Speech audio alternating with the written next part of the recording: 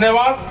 समस्त संयुक्त किसान मोर्चे के जो लीडर्स यहाँ पाए उनका धन्यवाद। सभी किसान मजदूर मेरी बहनें उनका धन्यवाद। पत्रकार बंधु, पुलिस प्रशासन के लोग, उन सब का धन्यवाद है। यहाँ पे ये आजाद मैदान जिसका नाम आजाद, यहाँ पे 2 बार बड़ी पंचायतें की, युद्धवीर सिंह जी ने बताया। यहाँ पे ऑन रिकॉर्ड गिरफ्तारियां दी हमने, जो लिखित में दी, और पुलिस प्रशासन के पास में जब व्यवस्था नहीं थी तो इसी आजाद मैदान को जेल बनाया गया, पूरे को जेल बनाया।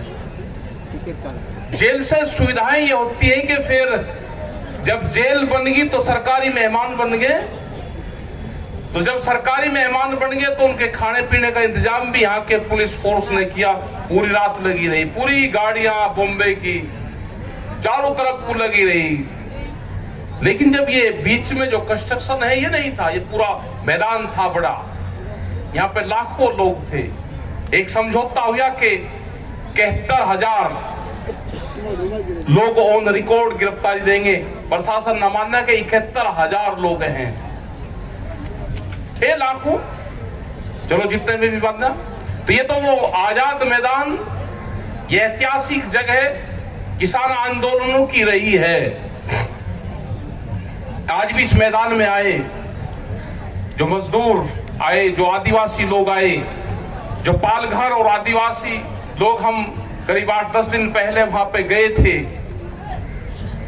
जिस हिसाब से उनके जंगलों को नष्ट करा जा रहा है, उनकी जमीनें ली जा रही है, और एक का गांव में, एक का खेत में 2-2 तरह के मुआवजे वहां पे दिए गए। वे अनपढ़ लोग थे वहां पे, जिनकी जमीन ने छीनने का काम करा जा रहा है, जो जंगलों को काटने का काम किया जा रहा है। एक नारा हम हमेशा देते थे, जो जल, जंगल और जमीन पे उनका अधिकार है जो उसमें रहते हैं। जो वहां पे फसलें पैदा होती थी, जो चीकू, जो पहाड़ी अनाज वहां पे पैदा होता था, जब उनके जल्लूस में हम गए तो बहुत तरह का अनाज, वो जो ट्रेडिशनल अनाज था वो लेके गए। उसकी मार्केट बहुत ऊंची मार्केट उसकी हो सकती है। यह आंदोलन उनका है, यह आंदोलन उनका है कि जो दिल्ली भी नहीं गए लेकिन आंदोलन को समर्थन करते हैं। ये एक वैचारिक क्रांति है, वैचारिक आंदोलन है, और जब भी कभी दुनिया में कोई वैचारिक क्रांति आई, उस क्रांति ने परिवर्तन किए हैं। इसमें अलग अलग तरह के लोग आएंगे, इसमें अलग अलग तरह के भाषा के लोग आएंगे, भिन्न भिन्न तरह के इसमें झंडे दिखेंगे हमको। ये आज जब संयुक्त मोर्चा बना और दिल्ली के बॉर्डरों पे आया, अलग अलग झंडे लेकर आया, तो किसी को किसी झंडे से कोई ऐतराज नहीं रहा। लेकिन सरकार आज भी लगी हुई है, वो एक एक लोगों को अलग अलग नाम से उस पर एलिगेशन लगाती रही। अगर उसको सिख कम्युनिटीज के लोग दिखे तो उनको खालिस्तानी बताने का काम करा, उनकी सपोर्ट दूसरे लोगों ने दी। अगर लाल झंडा दिखा तो माओवादी बताया, उनकी सपोर्ट दूसरे लोगों ने किया। उन्हें कहा कि ना, गुस्सा होने की जरूरत नहीं है। ये एक को, ये जो आरएसएस के लोग हैं, जो बीजेपी के लोग हैं, ये एक को तोड़ना चाहते हैं। इनसे गुस्सा नहीं होने की जरूरत, इनसे सीखने की जरूरत है। ये क्या क्या कहेंगे, इसके लपेटे में सबको लेंगे। धीरे धीरे इंतजार करना, नंबर सबका आएगा।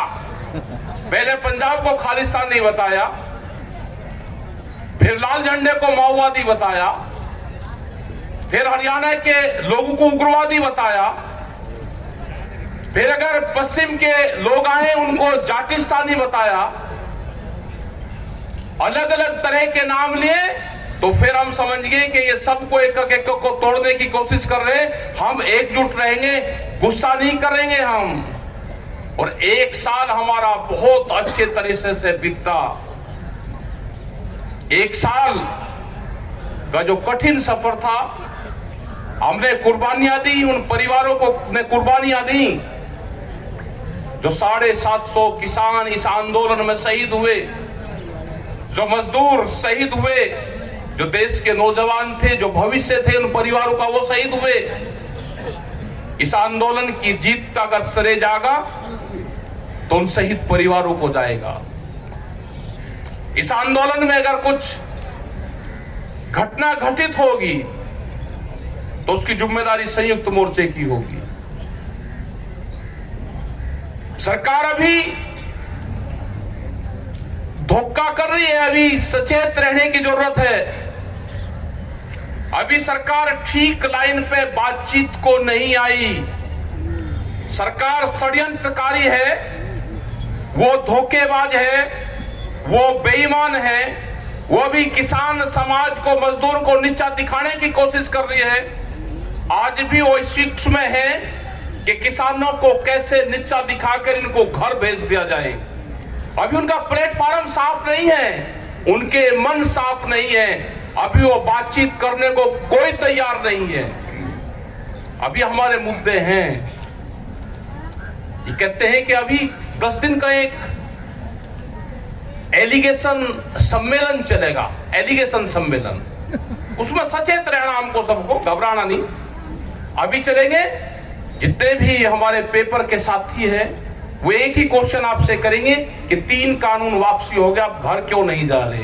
ये 10 दिन का अभियान चलेगा, उसमें सचेत रहना, घबराने की जरूरत नहीं उससे।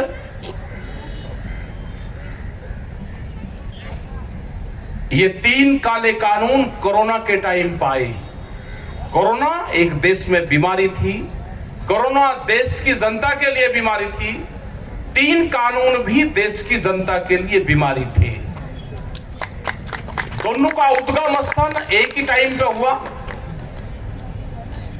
क्या कोरोना खत्म हो गया? क्या देश से पूरी बीमारियां खत्म होगी? क्या अस्पतालों के ताले लग गए? देश में कोई बीमारी नहीं है। इसी तरह से 3 काले कानून वापसी होना किसानों की बीमारी खत्म होना नहीं है। किसानों की और भी बहुत बीमारियां हैं। सबसे बड़ा इशू एमएसपी, और एमएसपी के सबसे बड़े वकील रहे हैं देश के प्रधानमंत्री नरेंद्र मोदी। ये 2011 में जब मुख्यमंत्री गुजरात के थे, एक फाइनेंशियल एक कमेटी बनी थी, कई मुख्यमंत्री उसमें थे और भी एक्सपर्ट लोग थे। उस टाइम की सरकार ने इनको जिम्मेदारी दी थी कि एमएसपी पे क्या करना चाहिए, वो ड्राफ्ट तैयार करो। इन्होंने पीएचडी उस पे की, अपना ड्राफ्ट तैयार किया और उस टाइम की भारत सरकार को ड्राफ्ट सौंपा। उसमें था कि एमएसपी को गारंटी कानून बनाया जाए।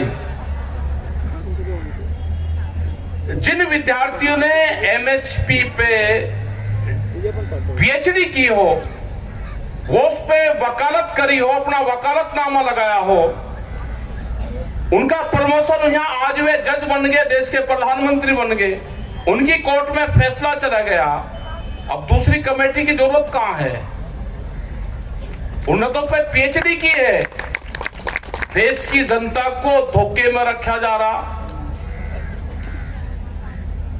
कहते हैं कि एमएसपी से बड़ा नुकसान होगा। आप कहो ना, एक्सपर्ट क्यों आ रहे हो कि धोखा होगा? आप कहो कि एमएसपी किसानों के लिए नुकसान का सौदा है। अगर हम एमएसपी देंगे, उस पर गारंटी देंगे, तो उससे किसानों को नुकसान होगा। आप कहो, हम कह रहे हैं कि हमको फायदा होगा, आप दो एमएसपी। लेकिन एमएसपी इसलिए नहीं देना चाहते कि बड़े व्यापारी जो उद्योगपति इनके हैं, उनके गोदाम बनवा दिए, सस्ता अनाज खरीद के उन गोदामों में भरा जाएगा, देश के किसानों की अनाज की लूट होगी, इसलिए एमएसपी देना नहीं चाहते। आपने बड़ी बड़ी कंपनियां यहां पर देखी होगी, कुछ लोग होंगे कि जिन्होंने केएफसी, मैकडोनाल्ड्स, ये बड़ी कंपनियां जो फूड चेन है, जो भोजन का व्यापार करती है,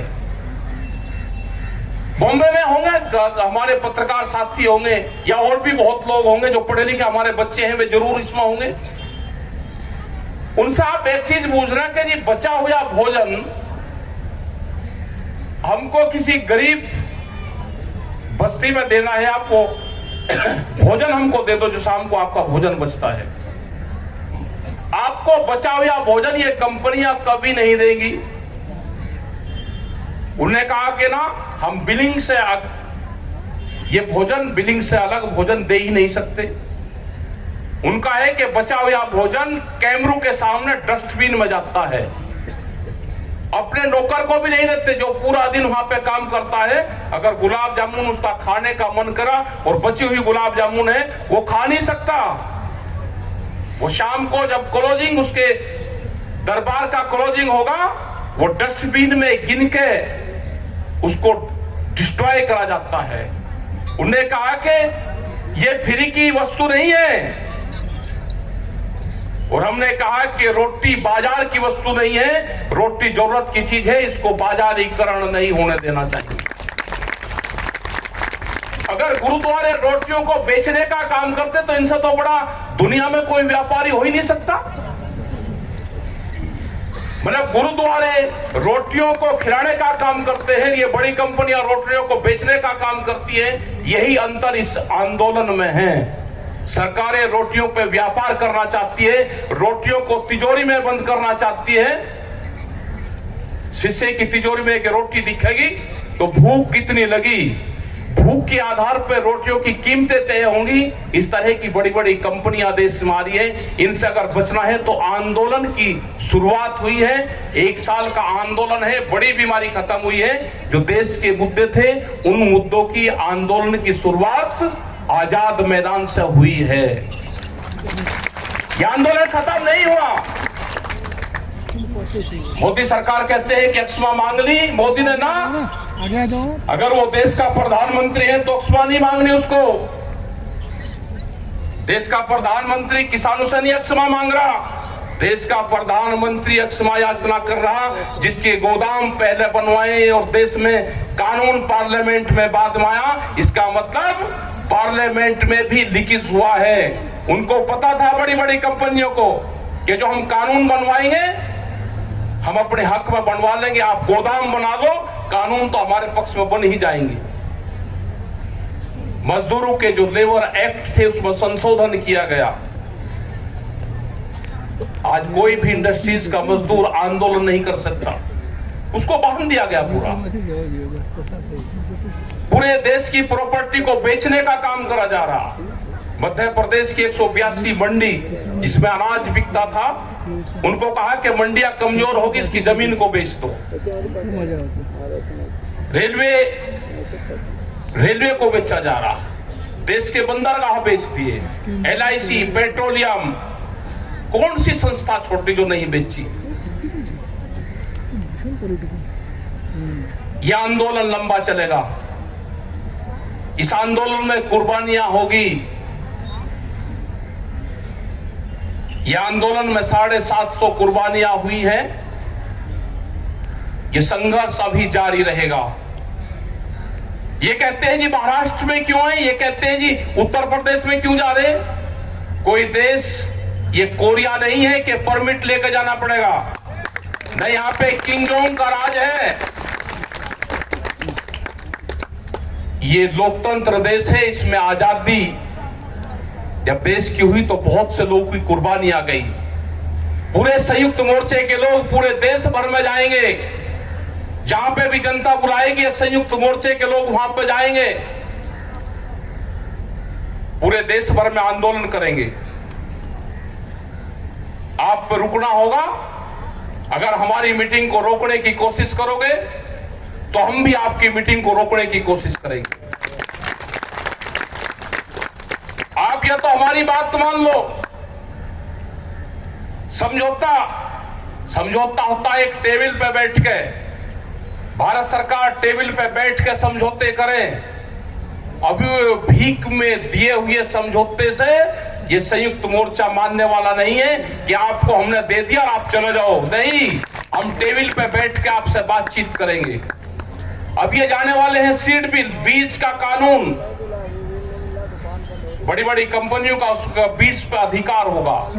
ये लाना चाहते हैं डेयरी फार्मिंग पे कानून। बाहर की कंपनियां यहाँ पे दूध का व्यापार करेगी। ये जानना चाहते हैं कि 10 साल पुराना ट्रैक्टर, डीजल पंप कोई देश में ना चले, ये कानून ये लेकर आ गए। क्या कोई बच सकता है कि 10 साल में ट्रैक्टर, पंपिंग सेट ये कोई लोग बदल दे? क्या जो बीजेपी के लोग हैं जिन्होंने इनको वोट दिया, उनके नेता ये लिख के एफिडेविट देने को तैयार हैं कि हम 10 साल में अपना पंपिंग सेट सब कुछ बदल देंगे? कोई बदलने को तैयार नहीं है। उन्होंने कहा कि हटना नहीं, हमारी मजबूरी है कि हम बोल नहीं सकते, लेकिन आप हटना नहीं, ये देश को बर्बाद करेगा, इसको हटा दो। आपस में तोड़फोड़ है इनमें। बहुत से लोग इस मकर जाल से इनसे निकलना चाहते हैं बाहर, लेकिन उनको बांध लिया सबको। लोग आंदोलन करते हैं तो उस पर पर्चे दर्ज। हमने कहा कि आंदोलन के दौरान के मुकदमे वापसी लेने होंगे। जो किसान शहीद हुआ उनको कंपनसेशन देना होगा। जो और समझौते भारत सरकार जो कानून लेकर आना चाहती है, इस पर बातचीत करनी होगी। किसान ऐसे नहीं जाएगा कि आप बात भी नहीं करो और किसान वैसे ही चला जाए। हम पूरे देश भर में जाएंगे। संयुक्त मोर्चा एक मजबूत विश्वास की कड़ी इस देश की लिए बना है।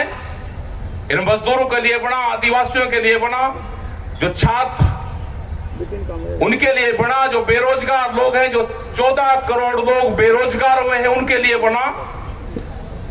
इस पे देश की जनता को विश्वास है और पूरा संयुक्त मोर्चा देश को विश्वास दिलाता है कि जहां जहां पे भी आंदोलन होंगे और कोई भी संगठन इनको बुलाएगा तो हम उस पर जाएंगे। महाराष्ट्र में भी यहां पे आंदोलन चल रहे हैं। जो यहाँ के ड्राइवर और वे लोग हैं, उनकी 3 बार की दौड़ भारत सरकार इससे महाराष्ट्र सरकार से हुई।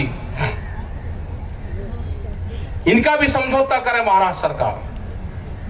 ये प्राइवेटाइजेशन की तरफ जा रहा है देश, उससे महाराष्ट्र सरकार को बचना चाहिए। जो संशोधन किए हैं भूमि अधिग्रहण में, उनको वापसी लेने का काम महाराष्ट्र सरकार भी करे, एक पहल करे। महाराष्ट्र सरकार उन शहीदों के लिए भी दे जैसे तेलंगाना दिया, जैसे छत्तीसगढ़ के सरकारों ने दिया, ऐसे ही महाराष्ट्र सरकार भी जो शहीद किसान हुए हैं उनके लिए अपने यहां से कुछ न कुछ उन परिवारों को दे, क्योंकि वे पूरे देश के लिए शहीद हुए हैं। वे कोई एक स्टेट के लिए नहीं थे, वे भारत सरकार के खिलाफ आंदोलन में शहीद हुए। तो पूरे देश की सरकारों की जिम्मेदारी बनती है कि उनके परिवारों को पालन पोषण भरण करने के लिए कुछ न कुछ आर्थिक मदद उनको दे। ये संयुक्त मोर्चा जो हमारे लखीमपुर खीरी में शहीद लोग हुए, उनके 80 कलश यहां पे हैं। आज इनको समुद्र में जाएंगे, विसर्जन करेंगे।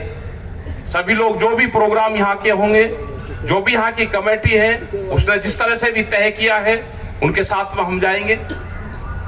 और भी बहुत से इशू हैं, आप इकट्ठे रहो, इसी तरह से मीटिंगें करते रहो, तो ये आंदोलन पूरे देश भर में चलता रहेगा। ये नहीं कि सब लोग दिल्ली जाएंगे तो आंदोलन होगा। आप अपने शहर में रहोगे तो भी आंदोलन जारी रहेगा। ये वैचारिक क्रांति है, ये वैचारिक क्रांति है, ये देश में जारी रहेगी। बड़ा सहयोग सब लोगों का रहा, गुरुद्वारों का बड़ा सहयोग रहा है इस आंदोलन में। जय श्री अकाल। बड़ा सहयोग रहा है। जो गुरुद्वारों को चलाने वाले, जो लंगर चलाने वाले हमारे बाबे हैं, वे कभी स्टेज बांध के बोलते नहीं, लेकिन बड़े सेवा भाव से जहां पे भी मीटिंगें होती हैं तो उनको कह देते हैं तो वही लंगर उनका पहुंच जाता है। पूरा दिल्ली में जो आंदोलन चल रहा, बड़ा योगदान उनका है, तो हम उनका भी धन्यवाद देना चाहेंगे। हम धन्यवाद समस्त लोगों का धन्यवाद जो यहाँ पे आए, जो पत्रकार बंधु है।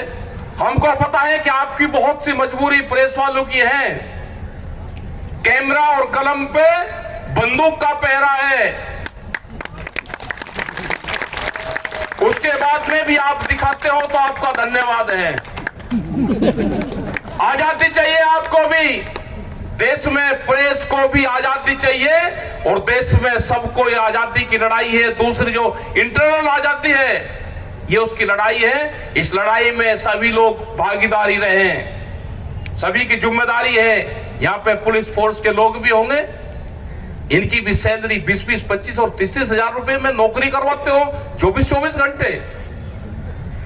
इनको भी टीचर के बराबर आप सैलरी 60 और 70 हजार रुपए क्यों नहीं देते? इनका भी आप मकान देखोगे तो 500 स्क्वायर फीट में इनका मकान है। किसी भी पुलिस वाले से आपकी यारी दोस्ती हो, आपके सरकारी क्वार्टर में आपको ले जाएगा नहीं, क्योंकि उसका एक कमरे का क्वार्टर, उसके माँ बाप भी उसमें नहीं रह सकते। आप इनसे ड्यूटी 24-24 घंटे लोगे, आप इनकी पेंशन बंद करोगे, ये आंदोलन नहीं कर सकते, तो इनकी आवाज ये किसान मोर्चा उठाएगा। इनकी पेंशन बहाली करो। 2004 के बाद में पेंशन बंद कर दी कर्मचारियों की। क्यों? ये कहां जाएंगे? सैलरी कम, पेंशन बंद, ड्यूटी ज्यादा, बोलना बंद, ऐसा कैसा होगा? ये सब किसान परिवारों से है। 2 रुपया इनके पास में ज्यादा जाएगा तो घर में ही लगेगा, किसी गांव में लगेगा, कोई पुताई करवाओगा, कोई मकान बनवाएगा, तो इनकी भी आवाज उठेगी। प्रेस के लोग भी बहुत, कहीं ना कहीं झगड़ा होता है तो उसमें सबसे पहली रिपोर्टिंग करते हैं, वहां फायरिंग में उसमें मारे जाते हैं, तो इनके लिए आवाज कौन उठाएगा? बहुत जगह हमने आवाज उठाई कि 1 करोड़ रुपया प्रेस के लोग अगर कहीं मारे जाते हैं, किसी दुर्घटना में ये शहीद होते हैं, तो 1 करोड़ रुपया इनके परिवारों को मिलना चाहिए। सबसे नंबर 1 पे फ्रंट लाइन पर रहते हैं। पुलिस के जवान से भी एक तरफ पुलिस की फायरिंग रहेगी, एक तरफ किसी आतंकवादी की रहेगी, बीच में प्रेस का रिपोर्टर रहेगा, उसको खबर चाहिए। लेकिन अगर कुछ हो जाता है तो उसके परिवार को कोई पूछने वाला नहीं है। ये उस स्टेट की जिम्मेदारी है जहां पे घटना होती है। आप सब लोग यहां पे आए, आपका धन्यवाद सभी लोगों का, और आप इस आंदोलन में शरीक हो। ये मुद्दा अभी दिल्ली का आंदोलन चल रहा है, अफवाहें उड़ेंगी कि किसान घर क्यों नहीं जा रहे। ये 10 दिन हमको झेलना है सबको, उसके लिए सब लोग तैयार रहे। जय हिंद, जय भारत और जय बॉम्बे, जय महाराष्ट्र।